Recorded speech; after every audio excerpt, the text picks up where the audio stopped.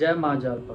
दोस्तों, आज इस लगन सीरीज को आगे बढ़ाते हुए आज हम बात करेंगे तुला लगन की कुंडली के बारे में। तुला लगन क्यों? क्योंकि पहले घर पर 7 नंबर लिखा है। पहले घर पर जो नंबर लिखा होता है वही राशि हमारी लगन राशि बन जाती है और उस राशि से हमारी सारी कुंडली चलती है।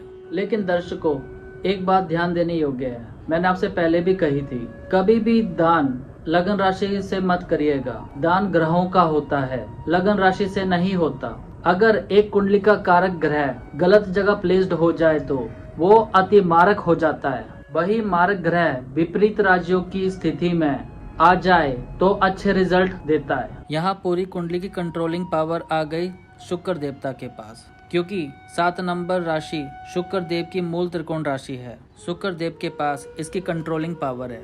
शुक्र देव ने डिपार्टमेंट वैसे ही बांटे हैं जैसे इन्होंने अपने मित्र और शत्रु को बांटे हैं जो इनको मिले थे। शुक्र देव ने सेल्फ का डिपार्टमेंट रखा और ऑब्स्टेकल का डिपार्टमेंट अपने पास रख लिया। शुक्र देव पहले घर के मालिक बने और 8वें घर के मालिक बने। इस लगन कुंडली में शुक्र देव को सबसे योगकारता की पद्धति प्राप्त है जब तक उसकी प्लेसमेंट गड़बड़ ना हो।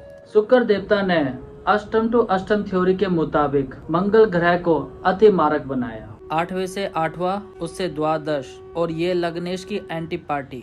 इसका मतलब इस कुंडली में मंगल देवता अति मारक बन गए, जो कि शुक्र देव की एंटी पार्टी है। शुक्र देवता ने बृहस्पति देव को क्या दिया?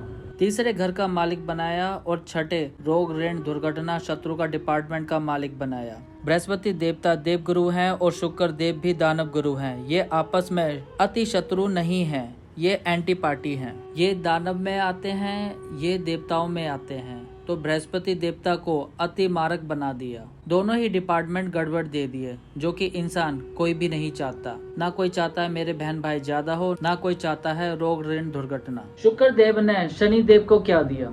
अपनी अति मित्रता को निभाते हुए केंद्र में 4था घर दे दिया और त्रिकोण में 5वां घर दे दिया। तो शनि देव इस कुंडली में अति योग कारक बन गए जब तक उनकी प्लेसमेंट सही है तब तक। अब बात करते हैं बुध देवता की।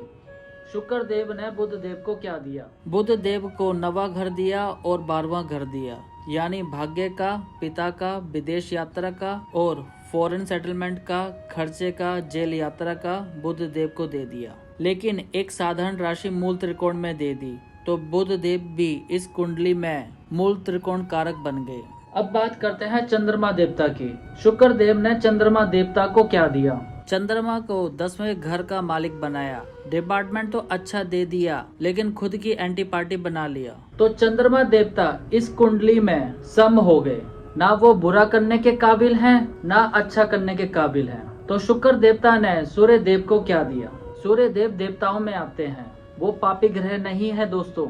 ये बात ध्यान देने योग्य है और इस बात को ध्यान से समझ लेना। कुछ पंडित इनको पापी ग्रह गिनते हैं, ये क्रूर ग्रह हैं, सूर्य और मंगल। बात समझने की है। पापी होना दानवों में आता है, क्रूर होना श्राप देने की कैपेबिलिटी होती है। सूर्य देव को 11वां घर दे दिया, जो कि छठे से छठा है। तो शुक्र देवता ने सूर्य देव को लाभ का डिपार्टमेंट दे के बीमारियों का भी डिपार्टमेंट दे दिया। तो शुक्र देवता ने सूर्य देव को एंटी पार्टी बना दिया। ये दानव गुरु हैं, ये देवताओं में आते हैं। शुक्र देवता यहाँ पड़े हों, कुंडली का 12वां घर है। यहाँ शुक्र देव कभी भी अच्छे फल नहीं देंगे, क्योंकि वो यहाँ नीच के हो जाएंगे। जब उस इंसान की दशा और अंतर्दशा चलेगी तो सारे नेगेटिव रिजल्ट मिलेंगे। और अगर किसी ने त्रिकोण देख के शुक्र का जरकन या हीरा पहना दिया तो हमारे पास कुछ नहीं रहने वाला, क्योंकि शुक्र देवता अति योग कारक होते हुए भी मारक बन गए। शुक्र देव यहाँ आ गए तो उच्च के हो गए, लेकिन यहाँ भी प्रॉब्लम्स ही रखेंगे। ये त्रिक्त स्थान है, प्रॉब्लमेटिक हाउस है।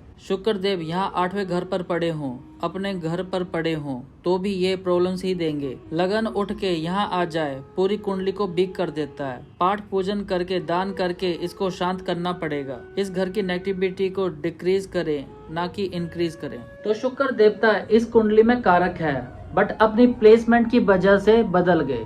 मंगल देव इस कुंडली में कहीं भी चले जाएं, वो पूरी कुंडली में नुकसान ही करेंगे। मंगल देव यहाँ आ जाए, माता को नुकसान, प्रॉब्लम्स, टेंशन, दाम्पत्य सुख पर दृष्टि मार के इसको थोड़ा स्टेबल जरूर रखेंगे। इसके रिगार्डिंग प्रॉब्लम, कामकाज के रिगार्डिंग प्रॉब्लम, लाभ में प्रॉब्लम, 4, 7, 8 में दृष्टि होती है। मंगल देवता कहीं भी चले जाएं पूरी कुंडली में ओनली प्रॉब्लम ही देंगे जब उसकी दशा और अंतरदशा चलेगी। मंगल देवता यहाँ आ जाए, कामकाज में कभी सेटलमेंट नहीं होने देंगे, पत्नी से कभी नहीं बनने वाली, रोजगार पार्टनरशिप कभी सक्सेस होने नहीं देंगे। अब बात करते हैं बृहस्पति देवता की। इस कुंडली के अति मारक ग्रह हैं, लेकिन 6, 8, 12 में वो विपरीत राजयोग की स्थिति दे सकते हैं अगर लग्नेश कुंडली में बलि पड़ा होगा तो। और लग्नेश बलि नहीं हुआ, डिग्री वाइज 0 हुआ, 29 डिग्री हुआ तो बृहस्पति देव कुंडली में 6, 8, 12 में और भी बुरा रिजल्ट देंगे। बृहस्पति देव यहाँ पड़े हो, नीच के हो गए, माता से प्रॉब्लम, रोग माता को दे दिए, लड़ाई झगड़े माता के साथ। बृहस्पति देवता यहाँ पड़े हो, उच्च के तो हो गए, बीमारी और नौकरी को उठा के उच्च का कर दिया, दोनों तरफ से प्रॉब्लम देंगे। बृहस्पति देव अपने कारक भाग में पड़े हो, पिता को बीमारी दे दी। बृहस्पति देव यहाँ पड़े हो, लाभ को दिक्कत और परेशानी, यहाँ पड़े हो तो परिवार को परेशानी, यहाँ बैठे हो तो इंसान को थोड़ी बुद्धि तो देगा लेकिन इंसान को पूर्णतः अच्छा फल नहीं देने वाला, अति मारक है, साथ में छोटी मोटी प्रॉब्लम सदैव रखने वाला है। अब बात करते हैं शनिदेव की। इस कुंडली में वो सबसे ज्यादा कारक माने जाते हैं। शनिदेव यहाँ आ गए तो वो नीच के हो गए। 1 नंबर की राशि में शनि देव नीच के होते हैं। अगर किसी बेकार पंडित ने आपको नीलम पहना दिया तो पत्नी से कभी नहीं बनने वाली, डिवोर्स केस आपके सर पर खड़ा है, आपके झूठे अफेयर्स आपका साथ नहीं देंगे, आपकी बदनामी करवा देंगे, मदर से आपकी कभी नहीं बनने वाली, पिता से आपकी कभी नहीं बनने वाली, खुद स्वास्थ्य गड़बड़ रहने वाला है, सुख सुविधा गाड़ी वाहन से सदैव दूर रहोगे, भोग नहीं कर पाओगे, एंजॉय नहीं कर पाओगे। वही शनिदेव अपनी प्लेसमेंट की वजह से अति मारक हो गए और हमारे रिजल्ट में हमेशा कमी रखेंगे। शनिदेव यहाँ पड़े हैं तो उच्च के हो गए। शनिदेव यहाँ अच्छा रिजल्ट देने वाले हैं, सुख सुविधाएं, वाहन, संतान को उठा के उच्च में रख दिया, बहुत अच्छा हो गया। सारी सुख सुविधाएं इंसान भोग के जाता है। शनिदेव 3, 4, 5 यहाँ पड़े हो तो अच्छा रिजल्ट देंगे, यहाँ पड़े हो तो खराब करेंगे, हमेशा नुकसान करेंगे। अगर ये 3, 6, 8, 12 में पड़े हो तो 7वें में पड़े हो तो भी नुकसान करेंगे क्योंकि वो नीच के हो जाएंगे। बात करता हूँ बुध देवता की। भाग्य का स्वामी और खर्च का स्वामी अगर ये लगन में पड़ा होगा तो भी हम कहेंगे कि बच्चा बहुत भाग्यशाली है। अपना भाग्य उठा के अपने सर पर रख लिया, सर पर रखने से उसे एडवांटेज मिल गया, अपने पिता के सदैव अधीन रहेगा। दृष्टि यहाँ पड़ी, पत्नी से सदा संपन्न रहने वाला है, पार्टनरशिप में उसे हेल्प मिलने वाली है। तो बुध देव को यहाँ दिशा बल भी मिल जाता है। बुध देव यहाँ पड़े हो, परिवार को अपना भाग्य उठा के दे दिया। बुध देव कर्म में पड़े हो तो कर्म के लिए अच्छा हो गया। बुध देव यहाँ पड़े हो, लाभ की कमी कभी नहीं आती। बुध देव यहाँ पड़े हो, 8वें में पड़े हो, पिता को उठा के प्रॉब्लम्स में रख दिया। खर्च के अकॉर्डिंग अगर स्थिति विपरीत राजयोग में आ गई तो वो अच्छा फल दे सकता है। बुध देव 6ठे में पड़े हो, कभी भी अच्छा फल नहीं देंगे। सबसे बड़ा कारण वो नीच के हो गए, अपने पिता को उठा के नीचता में रख दिया, सदैव प्रॉब्लम देने वाला है। जब भी आप पिता को उठा के प्रॉब्लम में रखोगे तो आपका पूरा परिवार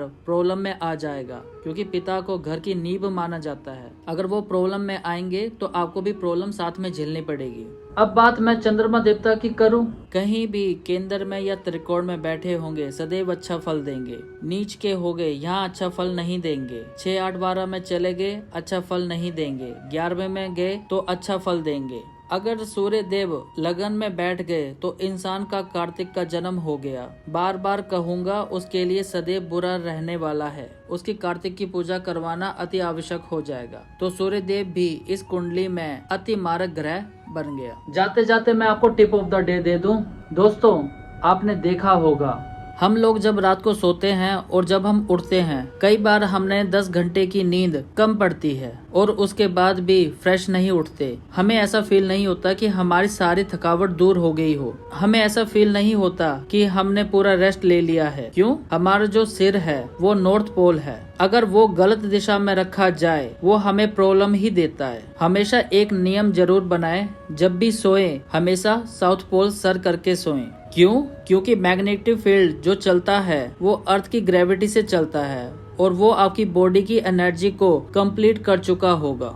उम्मीद करता हूँ आज की वीडियो आपको पसंद आई होगी। अगर आपको वीडियो पसंद आई है तो लाइक शेयर कमेंट जरूर करें और साथ ही साथ मेरे इस चैनल को सब्सक्राइब जरूर करें। जय माँ जालपा।